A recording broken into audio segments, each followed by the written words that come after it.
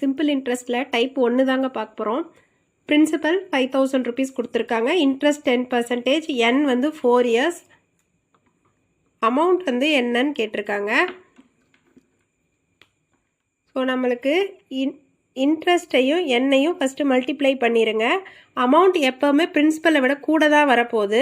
So கூட வரப்போகுது அப்படின்னா பர்சன்டேஜில் அதை வந்து ஆட் பண்ணிக்கோங்க. ஸோ 10 into 4 வந்து 40. ஸோ 100ஓட அதை ஆட் பண்ணிக்கோங்க. ஸோ அது வந்து 140.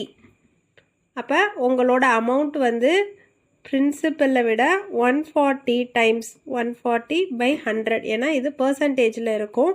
அதனால் பர்சன்டேஜை ஃப்ராக்ஷனாக மாற்றுறதுக்காண்டி 140 into 100. ஸோ 2 0 கேன்சல் ஆகிடும். ஸோ அமௌண்ட் வந்து 7000.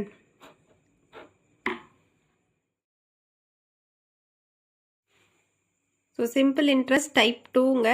Simple interest 80 rupees. என் வந்து 4 years. ஆர் வந்து 4%. பிரின்சிபல் என்னன்னு கேட்டிருக்காங்க. இதுக்கான ஃபார்முலா வந்து principal is equal to simple interest into 100/n into R.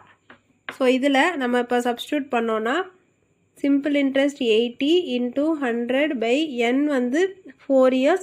ஆரும் 4%. அப்போ உங்கள் ஆன்சர் வந்து 8000/16 வரும், which is equal to 500 rupees.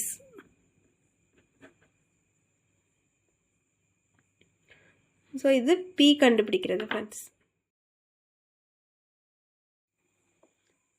So simple interest type 3. இதில் சிம்பிள் இன்ட்ரெஸ்ட் 1000 rupees கொடுத்துருக்காங்க. பிரின்சிபல் 2000. என் வந்து 5. ஆர் வந்து என்னன்னு கேட்டிருக்காங்க. இதோட ஃபார்முலா வந்து R is equal to simple interest into 100/P into N.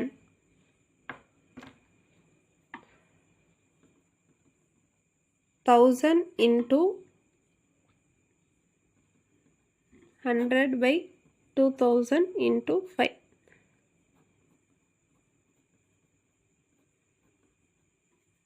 So R equal to 10%.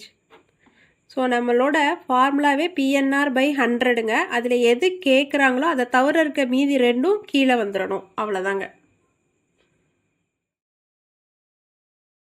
So அடுத்து நம்ம பார்க்க போகிற simple interest type 4. Interest 1500. Principal 5000. R 10%. N எவ்வளவுன்னு கேட்டிருக்காங்க. நம்மளோட formula N is equal to SI into 100/P into R. So நம்ம simple interest வந்து 1500 into 100/5000 into 10. So 3 0க்கு 3 0, இங்கே ஒரு 0. இப்போ N equal to 3 years.